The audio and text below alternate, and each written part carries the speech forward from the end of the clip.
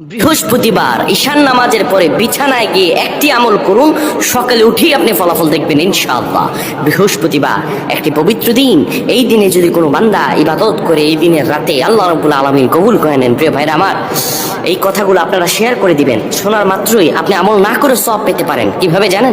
আপনার একটি শেয়ারে আপনি আমল না করেই সওয়াব পাবেন।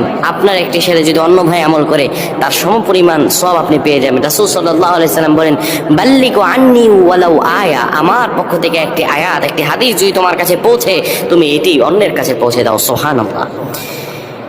বৃহস্পতিবার যখন হয়ে যায়, দিন গিয়ে যখন রাত আসে, ওই রাতটা বৃহস্পতিবারের নয়, আরবি নিয়মে রাত আসে আগে, দিন আসে পরে। রাত গভীর হয়ে যাওয়ার পরে কোনো বান্দা যদি ঈশানের সালাত আদায় করে একটা পবিত্র বিছানায় যখন যাবেন আপনি, ওই বিছানাটা যেন পাক ও পবিত্র হয়। ওই বিছানায় আপনি সুন্দরভাবে বসে যাবেন। তারপরে বসে যাওয়ার পরে আপনি দোয়া পড়তে থাকবেন, আর রহমান আর রহমান 7 বার পড়বেন। এরপরে পড়বেন আল্লাহুম্মা বিইসমিকা আমুতু ওয়া আহইয়া, ঘুমানোর দোয়া পড়বেন। এরপরে বুকের মাঝে আপনি দুরূদ পড়ে 10 বার মনের আশাগুলো নিয়ে আল্লাহর কাছে দোয়া করে পবিত্র বিছানায় ঘুমিয়ে যাবেন।